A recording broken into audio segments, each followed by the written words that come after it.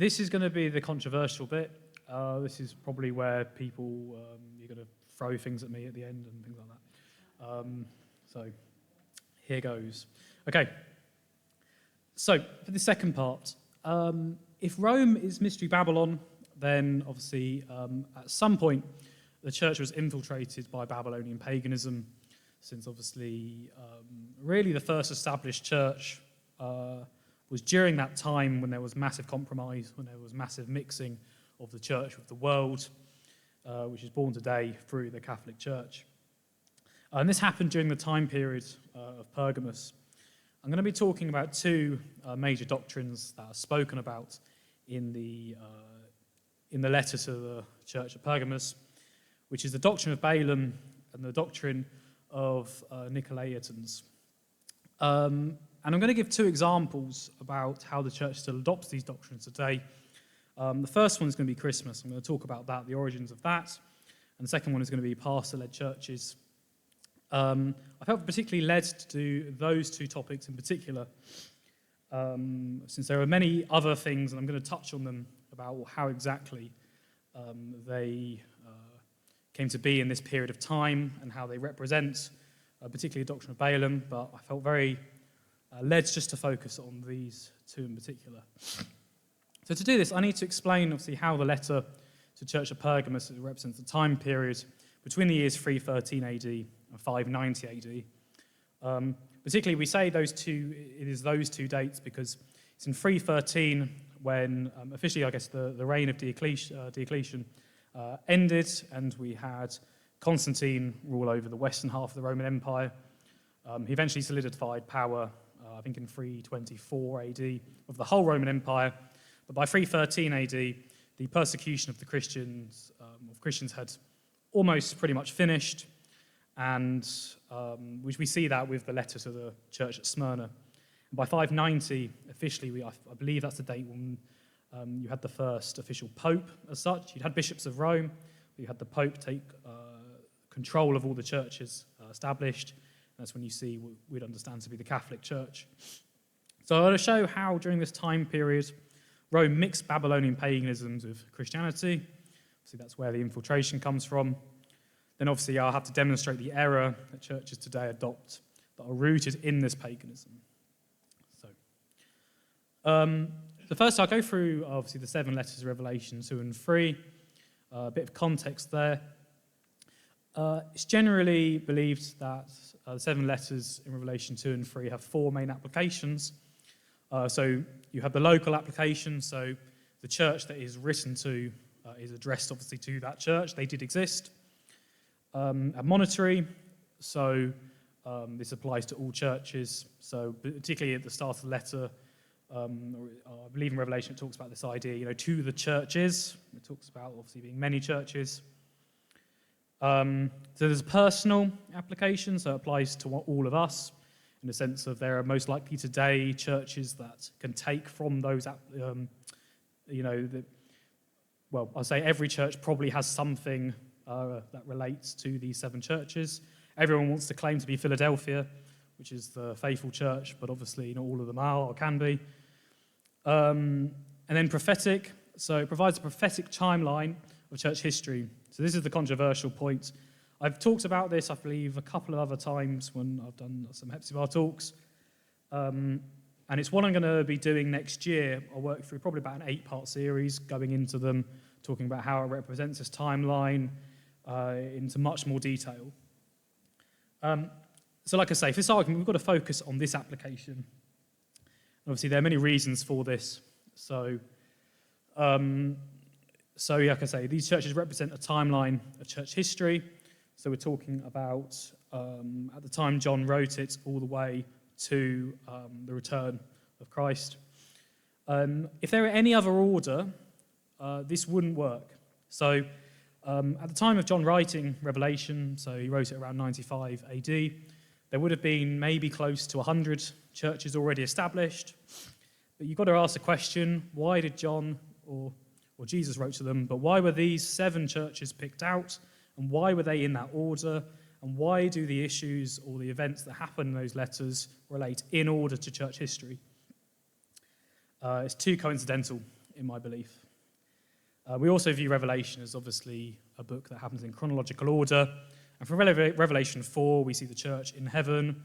Revelation 6, we see the tribulation, etc. So we've got to think of chapters 2 and 3. You think Revelation 1 is when John sees his vision. Something happens in Revelation 2 and 3 before we get to Revelation 4, where the church are in heaven and the tribulation has started. So we've got to think Revelation 2 and 3 is that in-between period. We also have these terms used in the letter. So he who has an ear, let him hear what the Spirit says to the churches. So again, this idea, he that has an ear is often referenced to something prophetic. You see he who has an ear also in Matthew 13, when Jesus describes the mystery church to come, or the church age to come. And we see it here in Revelation towards the end of each of these letters. You also have he who overcomes, and I'll get into the significance of that in the next part. So this gives somewhat of a universal context to the letters written at the time. And something really important noted, something that's really interesting. In the first three churches, this term, he who has an ear, which is obviously asking if you have ears, you're asked to listen to that. He who has an ear comes before he who overcomes. We then have, in the last four churches, we have he who has an ear comes after he who overcomes. Many theologians, when they look at that, they go, oh, I just don't know why that happens. But that's because they're not taking Revelation 2 and 3 as a timeline of church history. If you do take that view, it makes a lot more sense why that is the case. And it almost suggests that the first three churches, it's like the majority of readers of Revelation, those three church ages would have already finished. Because he who has an ear is asking you to really take on board, really listen to what is happening. Now, he who overcomes comes after that. It's almost like that applies to people at that time, but it has no prophetic element to it. Whereas if he who overcomes if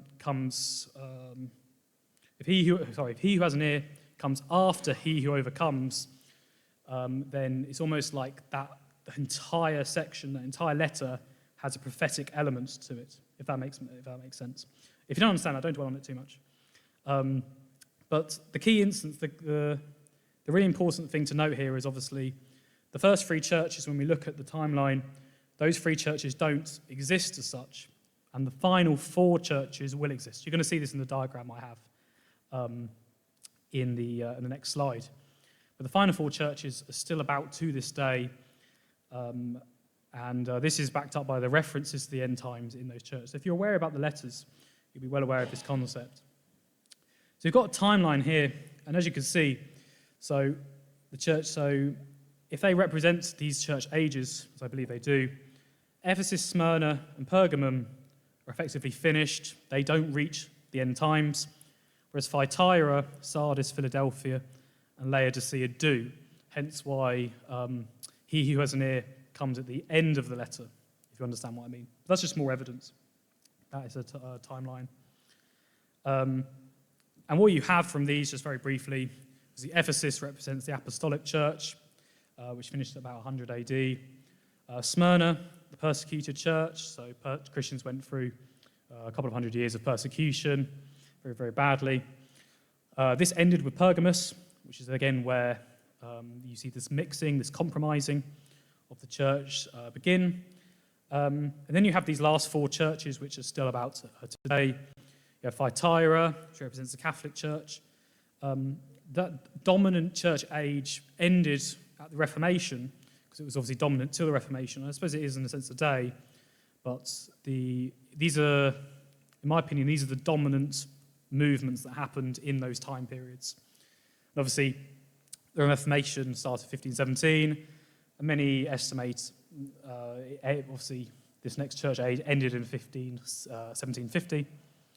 You have Philadelphia, so the true church. There are many different views on what these last two churches are, because the theory was popularized around 1900, where they were unsure of what the last two churches meant.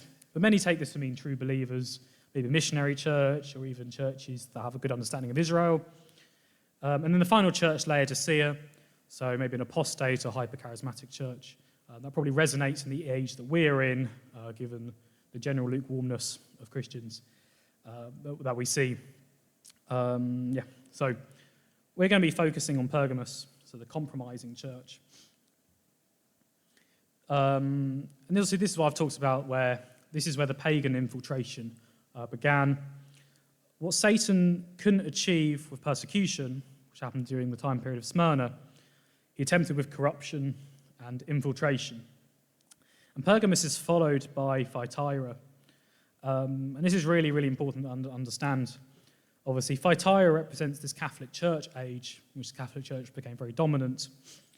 And it was really fascinating, obviously, Thyatira, before it got changed in, I can't remember, about 250 BC, I believe, it was called Semiramis, which is really, really fascinating, because Thyatira, I believe, was named, it got changed to Thyatira because the leader at the time, who ruled over that city, he named it after his daughter. So Thyatira is often associated with daughter or something like that. But the fact it used to mean Semiramis, which is obviously where you get that Babylonian paganism from, gives clear indications of the link between the Babylonian paganism and the Catholic Church. Since when we actually look at the letter, we're going to see the name is is key to understanding the time period. You know, out of all those churches selected in Revelation 2 and 3, those 7 were chosen for direct purposes. And we see in Revelation 2, 18 to 29, during the church age of Thyatira, that you had Jezebel has seduced them to commit sexual immorality. And those who don't repent of adultery they've committed with her will be cast into the Great Tribulation. Again, side topic, I'd say that if they do repent, then they won't go through the tribulation, which gives a pretty strong pre-tribulation argument, pre-tribulation or rapture argument. But the key point being here that Jezebel, remember, Jezebel, woman, we can relate that very heavily to the great harlot in Revelation 17, who caused the world to commit fornication or sexual immorality. In the same way, this Jezebel has convinced the church to commit sexual immorality, which is that Babylonian root of paganism. And this is the result of the changes that happened during the time period of Pergamos. So what we see in Thyatira in the Catholic Church happens because of what happened during 313 and 590 AD. So, what happened during this period? Obviously, I've said there, 313 to 590 AD. We saw the end of Christian persecution, which would have been represented by that time period of Smyrna. Christianity eventually became the official religion in Rome, which that was, I believe, in 380 AD, which, if you think, in 65 to 70 years, Christianity went from being somewhat of a small faith, they estimate maybe 1% of the Roman world were Christians at that time, to all of a sudden, 65, 70 years later, becoming the dominant religion in Rome, the state religion. It's quite remarkable, obviously, how that happened. And during this time, we see formerly pagan traditions and festivals adopted as Christian. So we're going to see in a minute, Constantine, to cement his power, to make himself more popular, wanted to, I suppose, gain popularity with the population. Obviously, his conversion to Christianity, he wanted to make this very easy for people to take in, make them easy to control. So all he did was take their former pagan religious festivals and traditions and just say, okay, well, these are Christian now. And we also see this with pagan priests and ornaments adopted as Christians. So the pagan priests didn't lose their job; they just carried on in a different religion. That was a common circumstance. We've got some edicts and councils here. These are some very, very important landmarks in church history. So the Edict of Milan saw freedom of all religions to worship without persecution. It's the first time we've seen this in the Roman Empire. We see the Edict of Constantine. So this is when Sunday was changed to the day of rest. I'll talk a little bit about that. But obviously, from what we understand of early church history, since much of the early church was Jewish, they kept to a Saturday Sabbath. Sunday was the day of rest for other reasons. It's actually for pagan reasons that Sunday was a day of rest. It was Constantine who made that adjustment to satisfy those pagans in the empire. We see the first counts of Nicaea, so 325. This is where Constantine particularly established what Christian doctrine was, and that, in effect, determined who were heretics. If you disagreed with the Council of Nicaea, you are deemed a heretic. And part of the Council of Nicaea that many theologians often overlook was the fact that Easter was observed to replace Passover. So many of the early church are very unhappy by the fact that the early Christians were observing Passover, so they purposely made the festival of Easter to avoid Passover. And the reason, obviously, for the dates of Easter are purposely to avoid Passover. And you can go into the whole history of Easter, but I won't this talk. You have the Edict of Laodicea, and this is where, obviously, Christians were no longer to observe the Jewish Sabbath, and the Sabbath was then changed to a Sunday. So again, the early church were not particularly happy that many Christians were observing a Saturday Sabbath, so they changed it to a Sunday. And those who did worship or observe the Sabbath on a Saturday were often excommunicated or faced various bits of persecution, etc.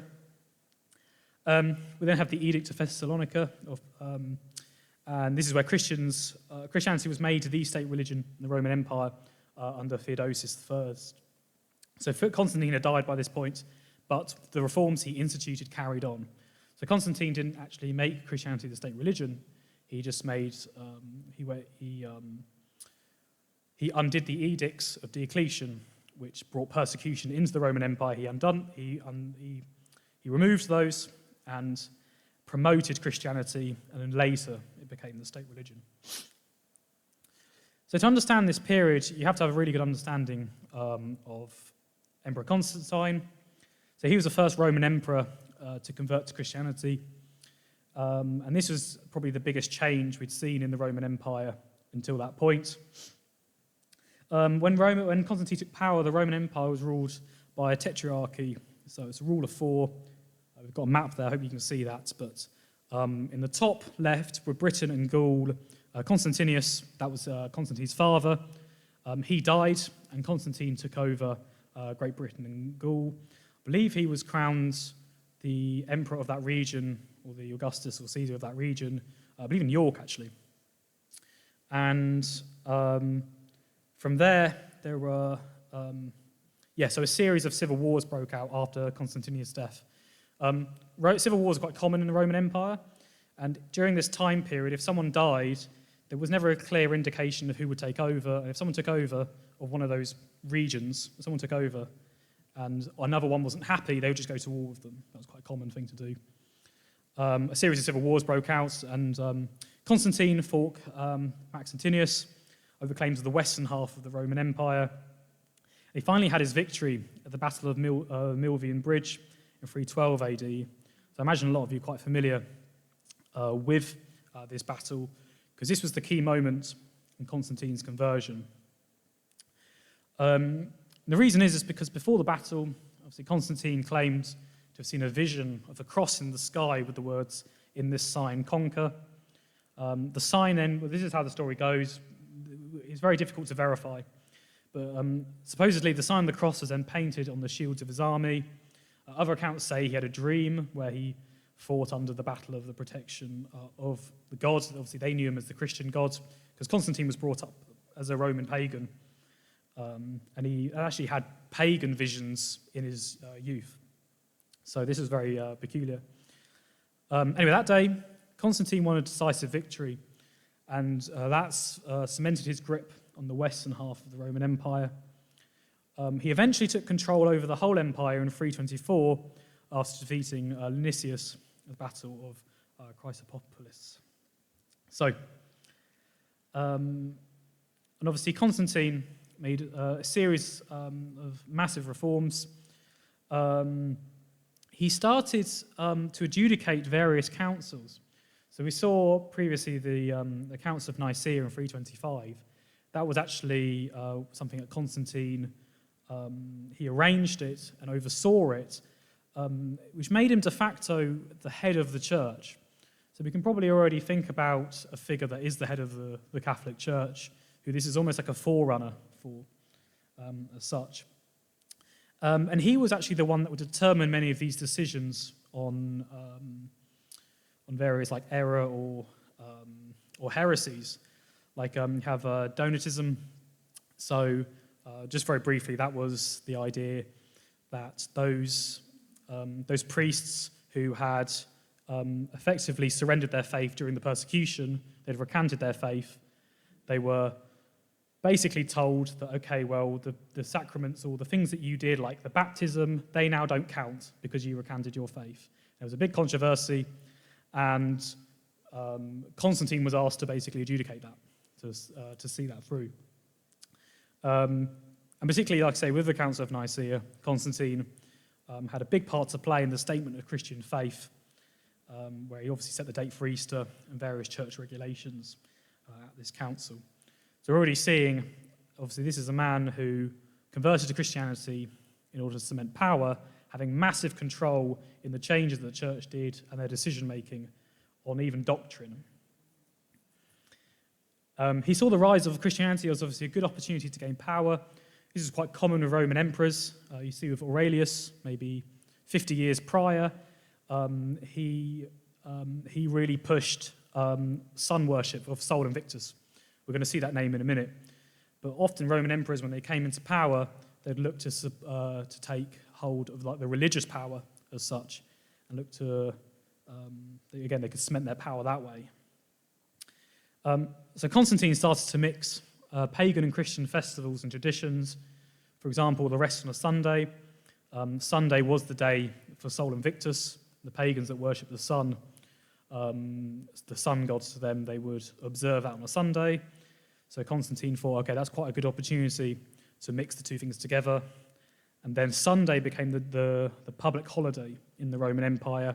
And obviously he moved the Christian, they wanted to keep it away from the Sabbath on a Saturday, move it to a Sunday.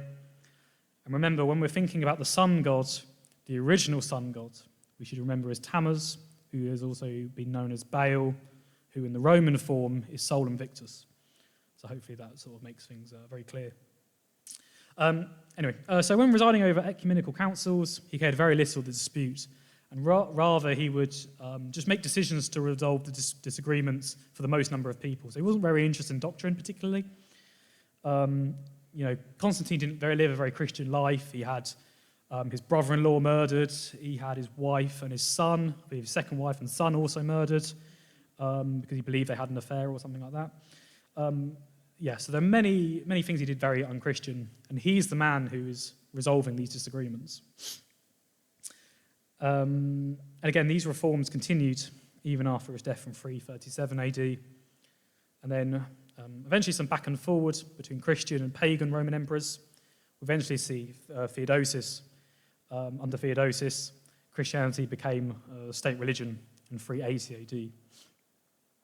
And this is what's described in the letter to the church at Pergamus.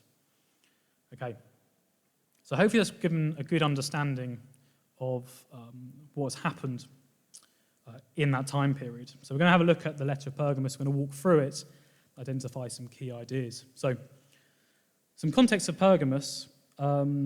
It's a city in what we know as modern-day Turkey. It's known as Asia at the time of John's writing as part of the Roman Empire. And Pergamus was a religious center in the Roman Empire. As I mentioned earlier, when Persia invaded Babylon, the priests moved from Babylon to Pergamus and put their religious, their icons, traditions, and brought that with them into Pergamus. And obviously, this is something that actually influenced the religion in Rome. And we're going to walk through that because, again, this is significant to what we understand during the time period of Pergamus, the mixing of this Babylonian religion into what we understand as the Catholic Church. So, like I say, we'll walk through it. I'll just read through it and then dissect it as we go. So Revelation 2, verse 12. And the angel to the church in Pergamus writes, these things says he who has the sharp two-edged sword. I know your works and where you dwell, where Satan's throne is, and you hold fast to my name and did not deny my faith, even the days in which Antipas was my faithful martyr, who was killed among you, where Satan dwells. But I have a few things against you, because you have there those who hold the doctrine of Balaam, who taught Balak to put a stumbling block before the children of Israel, to eat things sacrificed to idols, and to commit sexual immorality. Thus you also have those things who hold the doctrine of the Nicolaitans, which I hate. Repent, or else I will come to you quickly, and I will fight against them with the sword of my mouth. He who has an ear, let him hear what the Spirit says to the churches. To him who overcomes, I will give some of the hidden manna to eat, and I will give him a white stone, and on the stone a new name written, which no one knows except him who receives it. So we'll slowly walk through what was said there. So, and to the angel of the church in Pergamos, write. So, looking at the name of Pergamos, so we understand this to, if you break down the two words, and there's a Greek meaning as such, you have per, which means mixed or questionable, and gamos meaning marriage, so gamos relates to marriage. So the term means as a whole, if you break down the two Greek words, the term means mixed or objectionable marriage. And this represents the church marrying into the world. So that's that mixed or questionable marriage, church adopting many of the beliefs of the world. Like I say, as mentioned, it was a religious centre in the Roman Empire. It had the symbol of the Caestus, the symbol of the city. So that medical symbol we see of a serpent. See in this image here, we'll flick to it in a minute. But that was the symbol of the city. And obviously this originates in Numbers 21, verse 8 and 9, with the bronze serpent. So then the Lord said to Moses, make a fiery serpent and set it on a pole. It shall be that everyone who is bitten when he looks at it shall live. Obviously, you see it there, the picture on the left being of Moses with the serpent. And obviously, this is really indicative of Pergamos as a whole, because what was something that was good from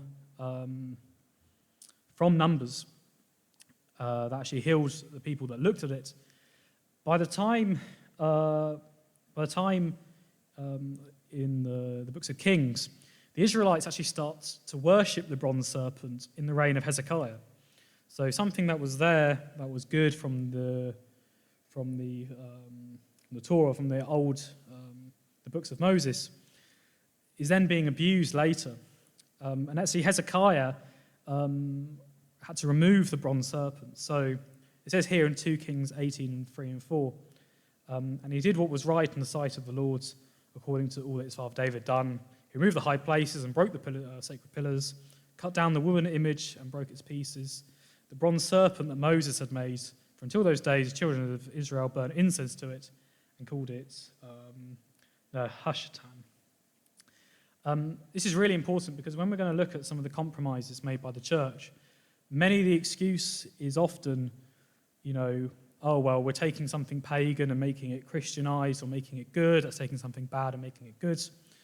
But the whole point of Pergamos is that you've taken something that was good in the books of Moses, and the Israelites start to worship it, and they start to use it for the wrong purposes, and that has displeased the Lord. It's really worth knowing that when we later get into some of the compromises that started during that period, it's not something we should take very lightly or something we should be engaging in. So we'll carry on. So, obviously, Pergamos represents the mixing of the church with the world. We see this with the name and the symbol of the city.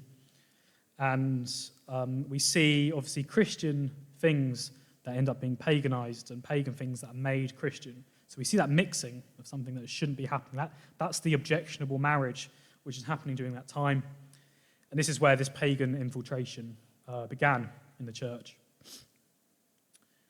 And also in verse 12, so we see this sharp two-edged sword. So each of the letters, if you've looked through them in Revelation, there's always a title for Jesus, and this is the title. And often a two-edged sword will represent the word of God. We see this in Hebrews 4:12. And often the title for Jesus is often the remedy of what the issues are. So if there's an issue there, the remedy here is the word of God, because often as well it's where people start to just stray away from the word. And obviously you look at the modern day Catholic Church today, it's not even something they value particularly. Then it gets ramped up really. So see in verse 13, obviously, I know your works where you dwell, where Satan's throne is. And this is really, not pulling any punches. So obviously the church has been infiltrated by paganism to the extent where Satan now has his throne there. And that's quite a serious thing. It's not just that it's a little bit messed up. Satan literally lives there, right? And actually we see this image portrayed when we look at Matthew 13, which is probably the most misunderstood parable when we look at the parable I'm going to talk about, relating to Satan's throne. So Matthew 13, 31 to 32 is a parable of the mustard seed. Many people interpret this as, well, the kingdom of heaven is like a mustard seed, and then obviously it grows, greater than the herbs, becomes a tree. Oh, so the kingdom of heaven is great because it starts really small and it grows and grows and gets really, really big, and that's all great and fantastic. But that misses a few key elements. And we see them in verse 32 in Matthew 13. But when it is grown, so this is talking about the mustard seed, it is greater than the herbs and becomes a tree. So obviously this is talking about the church expanding at a rapid rate. And it's during this time period of Pergamos that the church expanded and grew to, as I say, to less than 1% of the Roman Empire, to the point where it is the state religion. And then this is where the troubling part comes in. So it grows so big, so that the birds of the air come and nest in its branches. Now, if you look back in Matthew 13, and you look at the parable of the sower, the birds in the parable of the sower are described as the wicked one. You can see that in Matthew 13, 4 and 19. So really the parable of the mustard seed is a parable of how the church grows and grows and grows, and to the point where now the wicked one, who obviously is Satan, and those who work for Satan, are now nesting in its branches. The church has grown so big, and during that time period of Pergamos, people who definitely were not saved, who were not Christians, who had pagan history, were being made priests. They were in charge of churches, and that really cements the infiltration that Satan had in that time. So when I go into the series next year, we'll see how the 7 parables in Matthew 13 link very, very closely to the 7 letters in Revelation. That's for another day.